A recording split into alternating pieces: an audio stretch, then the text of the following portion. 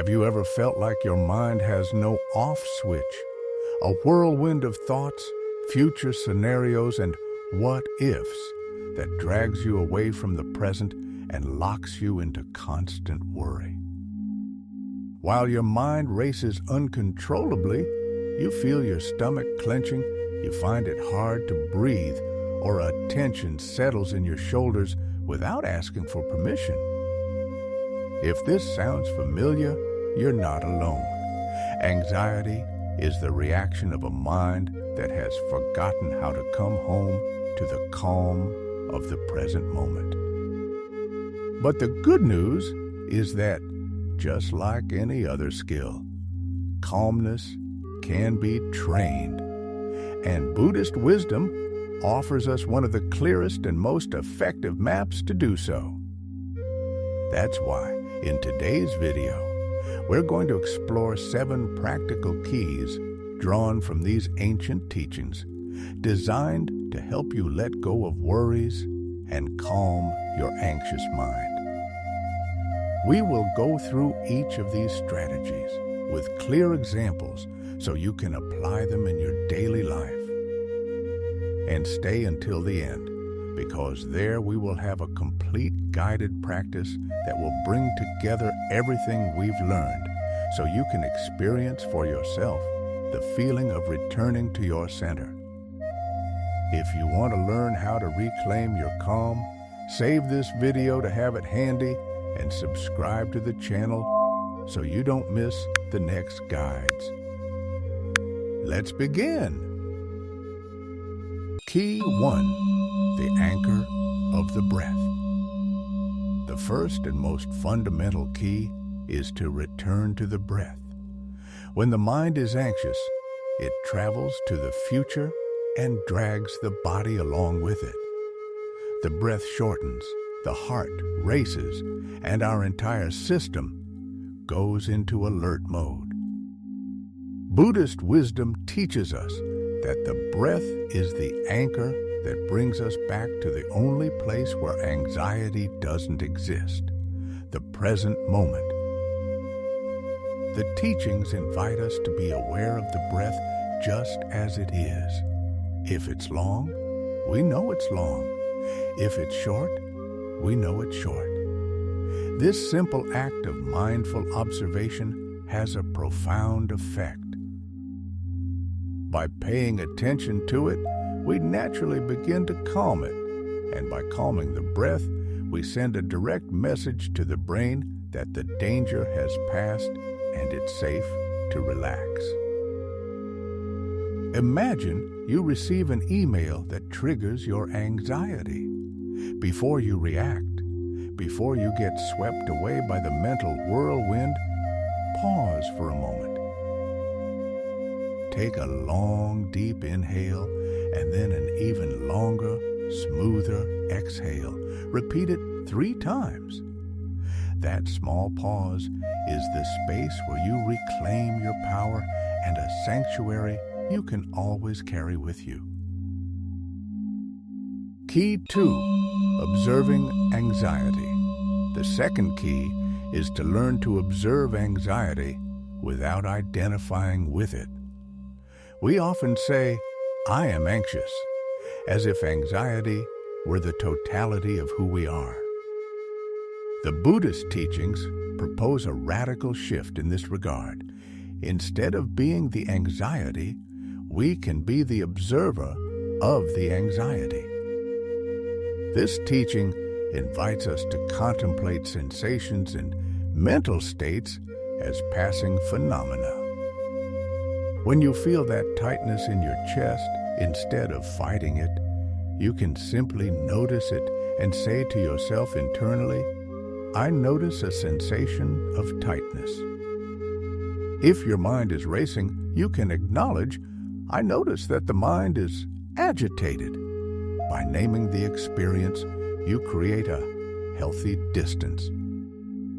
Think of your mind as the sky. Anxiety is a dark cloud passing by.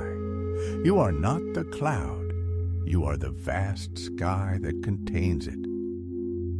The cloud can be dense and dark, but it cannot harm the sky. It is simply passing through. By observing it from this perspective, anxiety ceases to be a terrifying monster and becomes a passing weather event in your consciousness. Key 3. Shifting your mental focus.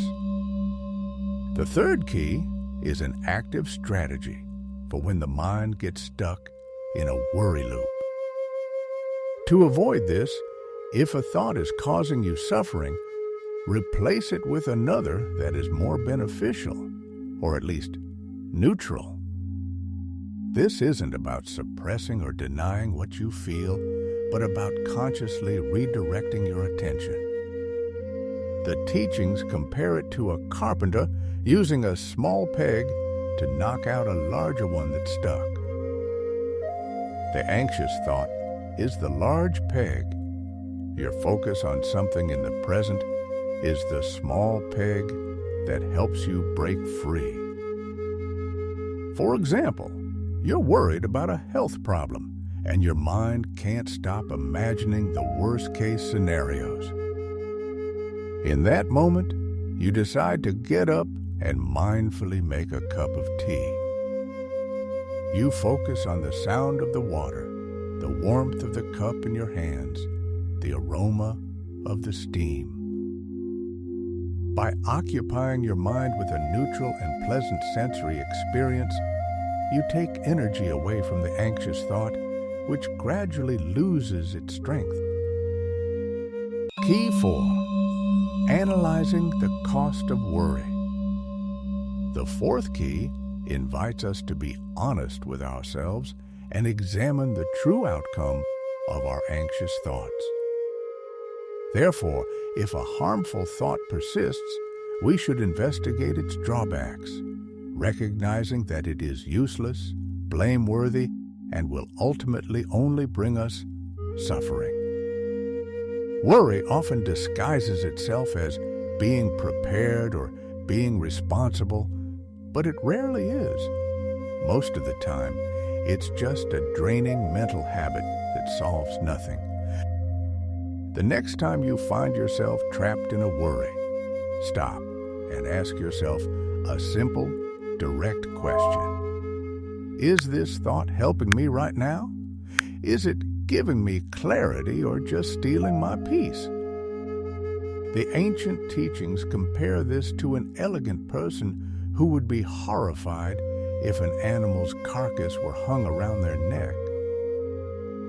In the same way, when we see worry for what it really is, a useless thought that dirties our mind and causes us pain, we feel a natural aversion to carrying it any longer. Recognizing its toxicity is the first step to letting it go. Key 5. Letting thoughts pass by. The fifth key is the art of non-interaction. Sometimes, the best strategy against an anxious thought isn't to analyze or replace it, but to simply ignore it.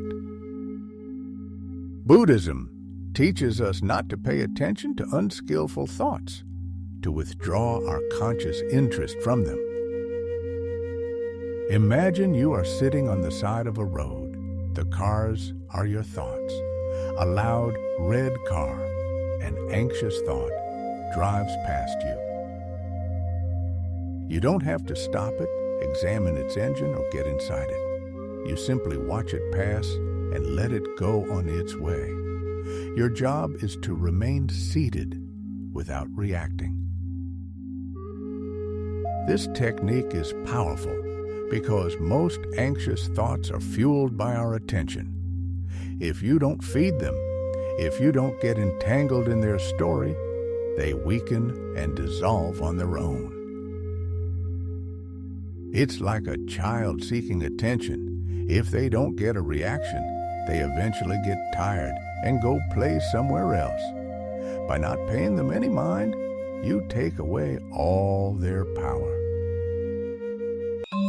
Key 6. relaxing the body to relax the mind. The sixth key reminds us of the deep connection between the body and the mind. Anxiety is not just a mental phenomenon. It manifests as physical tension. The teachings speak of relaxing the thought fabrication process. And a very direct way to do this is to relax the body. An anxious mind tenses the jaw, raises the shoulders, and furrows the brow, often without us even noticing. This physical state, in turn, sends a signal to the brain that there is a threat, creating a vicious cycle. Breaking that cycle is as simple as scanning your body and consciously releasing that tension. The next time you feel anxious, pause and ask yourself, where am I holding this tension? Release your jaw, leaving a small space between your teeth. Drop your shoulders away from your ears. Soften the small muscles around your eyes. By adopting a physical posture of calm, you are telling your mind that there is nothing to fear. You are calming the mental agitation from its bodily roots. 7. Learn to be your own friend. The final and perhaps most transformative key is to cultivate self-compassion. Anxiety is often fueled by a harsh inner critic who judges us and fills us with fear. The discourse on loving kindness offers us the perfect antidote, treating ourselves with the same kindness we would offer a good friend. The teachings use an incredibly powerful metaphor. They encourage us to cultivate a kind heart, protecting ourselves the way a mother would protect her only child. Imagine that tenderness, that unconditional protection. That is the attitude we can adopt toward our own mind when it suffers. When anxiety appears, instead of criticizing yourself for feeling that way, try placing a hand over your heart. Feel its warmth and repeat internally some kind phrases like those you would say to someone you love. May I be calm. May I feel safe. May I be kind to myself in this difficult moment. This simple gesture of kindness changes the chemistry of the experience. Instead of fighting against yourself, you take your own side, creating a refuge of peace in the midst of the storm. Now that we have explored the map, it is time to walk the territory. I invite you to find a comfortable position, sitting or lying down. If you feel comfortable, gently close your eyes. There is nothing to achieve, no goal to reach. Simply gift yourself these few minutes of presence and care. To begin, bring all your attention to your breath, that faithful anchor that is always with you. Don't try to change it, just feel it. Notice how the air enters through your nose, perhaps a little cooler, and how it leaves, perhaps a little warmer. Feel the gentle movement of your abdomen or chest with each cycle. You are here, now, breathing. Now, let's anchor ourselves a little more. Take 3 slightly deeper breaths than usual. With each inhalation, imagine filling your body with calm and space.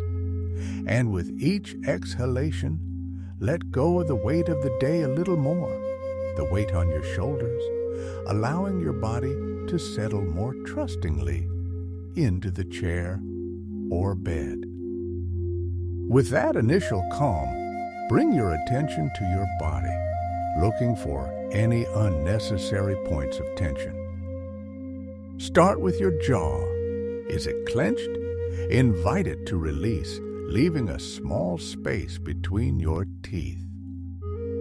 And finally, soften the small muscles of your forehead and the space between your eyebrows. With your body a little more relaxed, create a space for gentle observation. It's possible that even now, a feeling of restlessness, a pang of anxiety, or a worrisome thought may appear. If it happens, do not fight it. It is not an enemy. Simply name it silently. Ah, this is anxiety, or this is a worry. Look at it with the gentle curiosity of someone watching a cloud pass in the sky. You are not the cloud. You are the sky that contains it. And if your mind gets caught up in a story, a what if, do not criticize yourself. It is its nature. With infinite kindness, simply recognize that you have drifted away and guide your attention back to the sensation of your breath. Again and again, with patience. Every time you return, you are strengthening your calmness muscle. And to finish, let's sow a seed of kindness in this space you have created. If you like, you can place a hand on your heart, feeling its warmth and your own presence, and repeat these words internally, addressing yourself with all the tenderness you are capable of. May I be calm. May I feel safe. May I be kind to myself in this moment. Breathe with these phrases, letting their intention soak in. You don't have to feel anything special. Just offer yourself this gift of unconditional kindness. Take one last deep breath and slowly, gently, begin to move your fingers and toes. When you feel ready, without any rush, open your eyes and continue your day. We have walked a deep path together, and so that you can take this map with you clearly, let's now briefly review the 7 keys we have learned today to calm the anxious mind. First, we learn to use the breath as an anchor to return to the present, the only place where anxiety cannot survive. Second, we discovered the power of observing our thoughts and sensations without judgment, reminding ourselves that we are not the storm, but the sky that contains it. Third, we saw the strategy of shifting our mental focus, consciously choosing to direct our attention towards something constructive to take energy away from worry. Fourth, we learned to question our anxious thoughts, asking ourselves if they are truly serving us or if they are just stealing our peace. Fifth, we practiced the art of letting thoughts pass, treating them like clouds passing across the sky without needing to cling to them. Sixth, we remembered the vital connection between body and mind, learning to release physical tension to send a powerful signal of calm to our brain. And seventh, we discovered the most healing key to be a friend to ourselves, offering ourselves the kindness and care we so desperately need in difficult times. These 7 keys are 7 gateways back to your inner calm, 7 ways to train your mind so that, little by little, peace becomes your natural state. To finish, I want to propose a shift in perspective, an idea you can take with you that summarizes the essence of everything we have talked about. The goal of this path is not to never feel anxiety again. We are human, and feeling is part of our nature. True freedom is not found in eliminating anxiety, but in transforming our relationship with it when it appears. So I propose a simple commitment. The next time you feel that wave of anxiety, before fighting against it, take a small pause. Acknowledge it internally with these words. I see you. I know you're here trying to protect me, but right now, I am safe. I choose calm. This simple gesture of acknowledgement and conscious choice doesn't make the cloud disappear instantly, but it reminds you that you are the sky, and that is the beginning of all lasting peace. Thank you from the bottom of my heart for joining me on this journey to inner calm. I hope these 7 keys serve as a faithful map you can return to whenever you need it. Now, I would love for the conversation to continue in the comments. Tell me, which of the 7 keys resonated most with you? Which one do you feel you can start applying today? Reading and learning from your experiences is what enriches this community the most. If this video has brought you value, consider sharing it with someone you think it could help find a little peace. And of course, if you want to continue delving deeper into these teachings, give it a like and subscribe to the channel so you don't miss the next videos. Thank you for your time and your practice.